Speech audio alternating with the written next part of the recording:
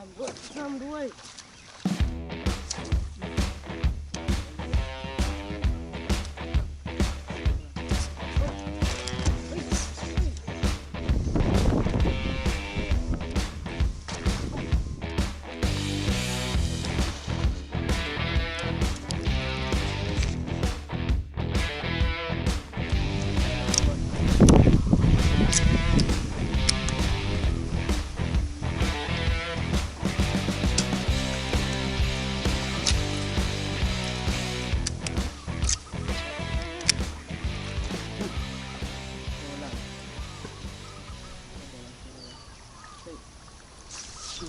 โดนกันยังวะ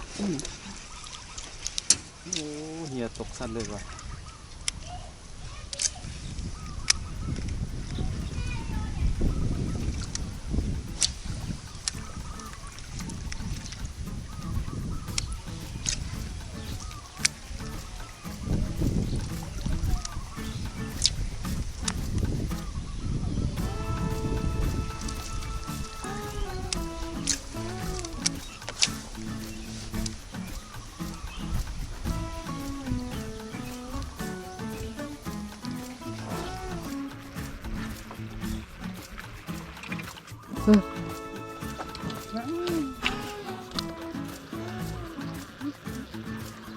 กัดไปก่อนตุกใหญ่ยังไงเลยจะปล่อยมันไปตัวน้อยกูว่าดอกตัวสมปัดเลย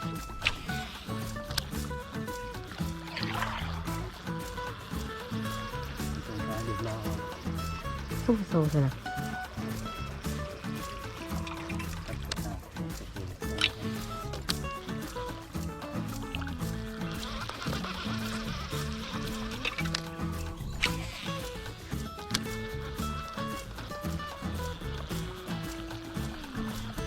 ง่ายยังไง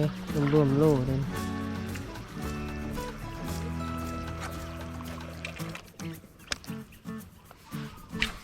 อุ้ยสวยเนียนเลยสวน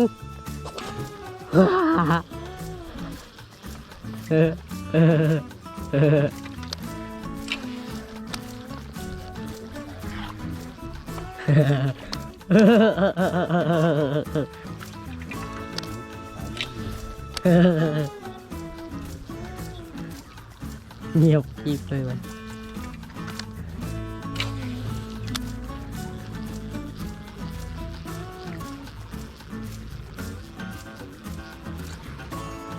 ตุ้มใหญ่ยังเล่นเลย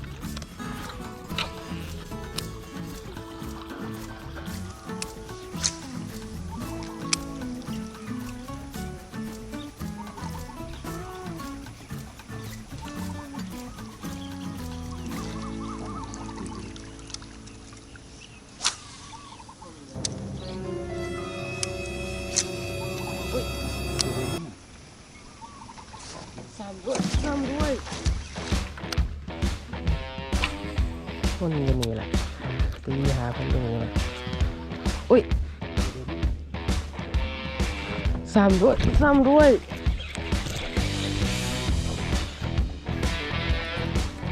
เอาไปเอาเลยพอ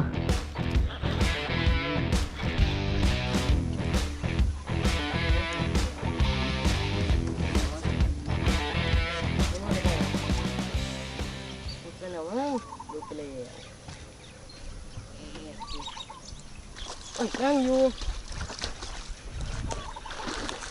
โตไหมโตเยอะ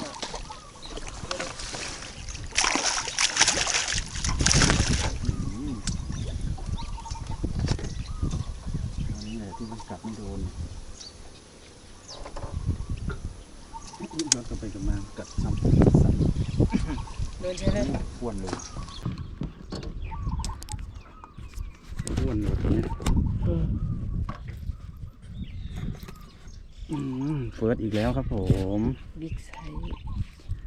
ใส่บิ๊กมาแล้ว ตัวนี้มันกัดผมไปแล้วนะครับรอบหนึ่งนะผมวนตีมาแล้วก็วนไปด้านหลังวนกลับมากัดซ้ำอีกตัวนี้นี่ครับ เหยื่อตัวหมานะครับ เด็ดมากเลย2.33นะครับผมไปดูต่อครับผม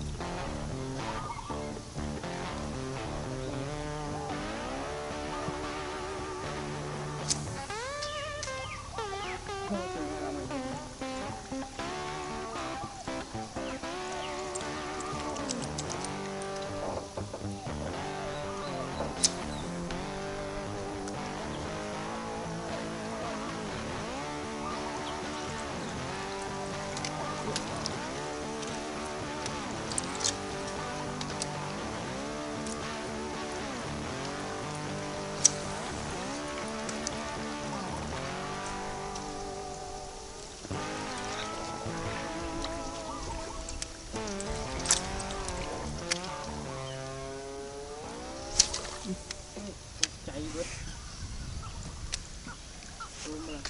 เฮ้ยเฮ้ยจิบดูดูดูกระท้องกันเอาละโดนเงียบว่ะ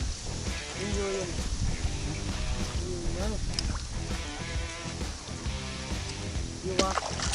อุ้ยอยู่ไหมไม่อยู่นะอยู่ไหมต้องการสองตัว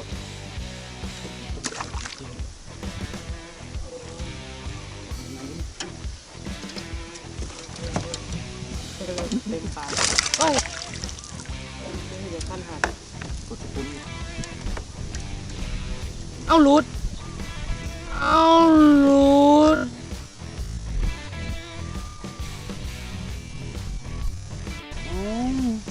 ้ยหลุด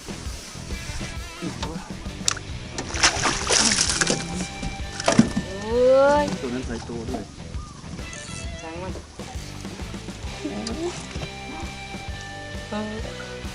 ตัดเต็มปากด้วยเลยโอ้ด้วยตัวนั้น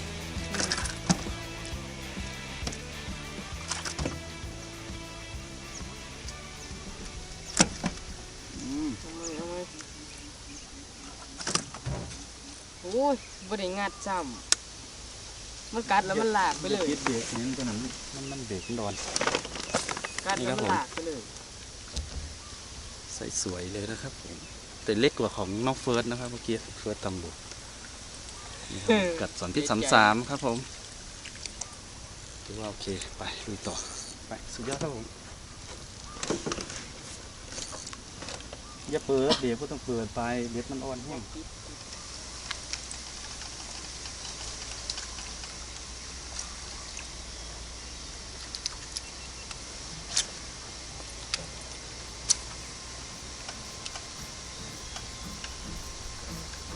อย่างนั้น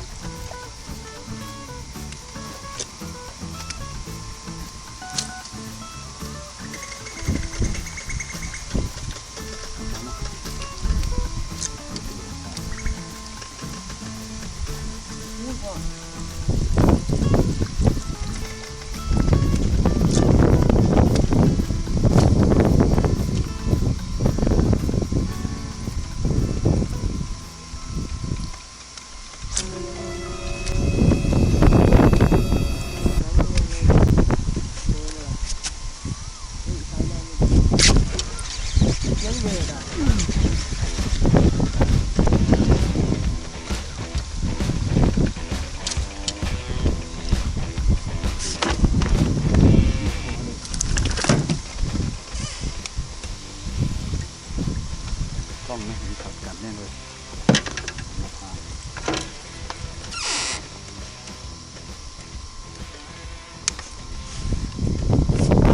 นี่ครับผมใส่โตๆนะครับใส่อ้วนๆกับ2 พิษ 3 นะครับผมโอเคลุยต่อจัดหรือเปล่า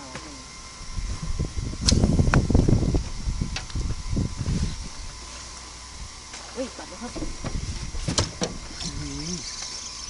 อุ้ยรูดโอ้ยหามเปลี่ยนซะหลอกมันนะมันเลยเบิดเลยเด็ดมันอ่อนงัดปลาพวกเขาจักตูเอาเนาะปลายมันอ่อนแห้ง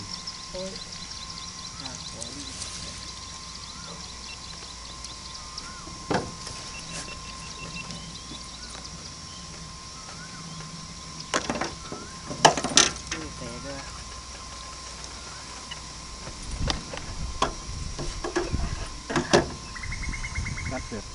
เลย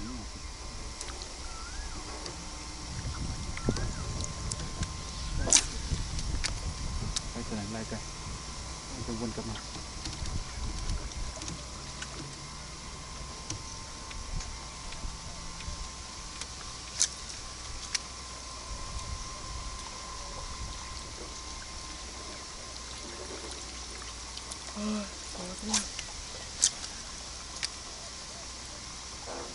มาเรื่อยมาสิ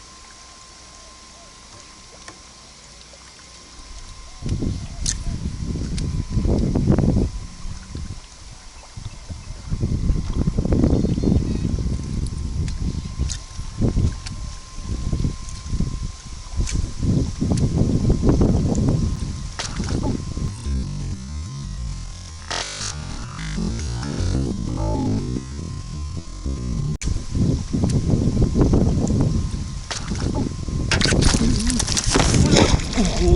ย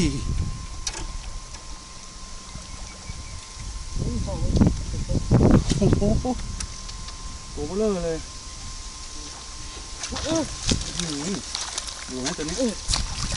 ตัวเล็กๆมันอยู่หรอกตัวใหญ่หลุดตัวนี้น่าจะมีไซส์เกือบโล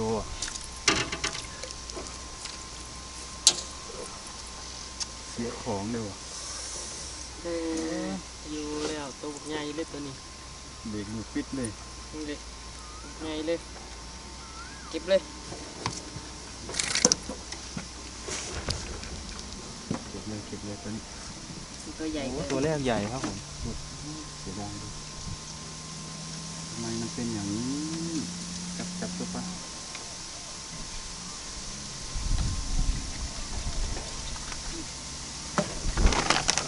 เฮ้ย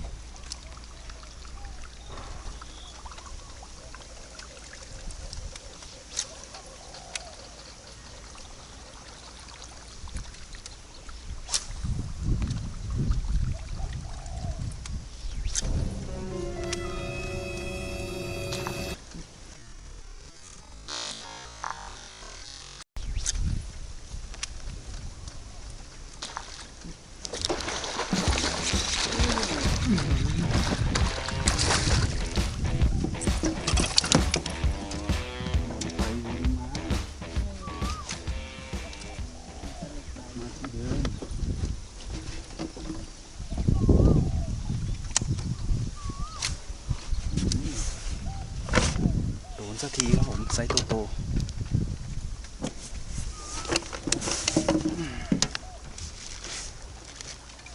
นี่ครับผมไซส์โตอ้วนๆเลยกับกบยางสอนพิษนะครับผม ตีวนไปวนมาที่เดิมนะครับ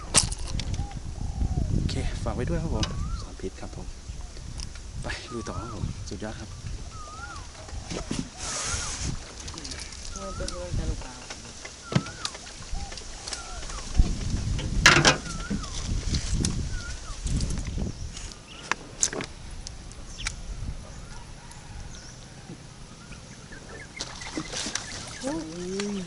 ตื่นเบิดโอ้ยไม่คือการจะถ่าย โคตรทรงสายมันพัน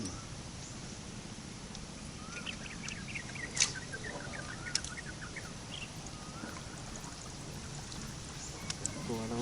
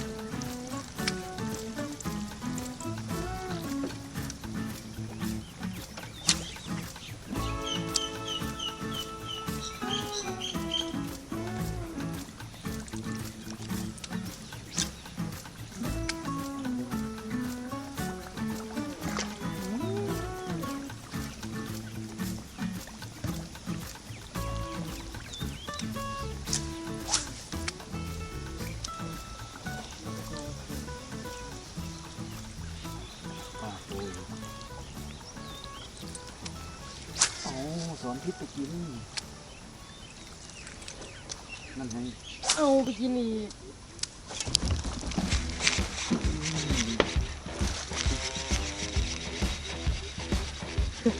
โอ้ยโอ้ย อยู่ยังไง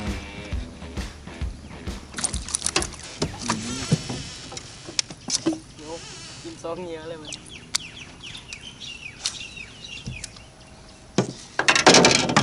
เลยกัดลูกปลาโชว์นะครับตัวนี้นี่ครับผมไซส์ดีเลยโตเลยโอเคเดี๋ยวลุยต่อครับผม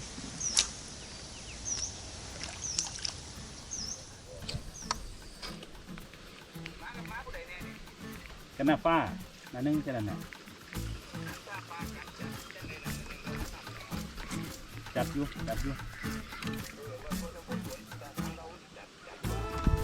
นี่ว่าจะแถมอยู่บนตัดผมว่าคนละทางไปคนละทางเราไปยังคุณก็น้ำป้าเราไปทางขวา กัดติพอ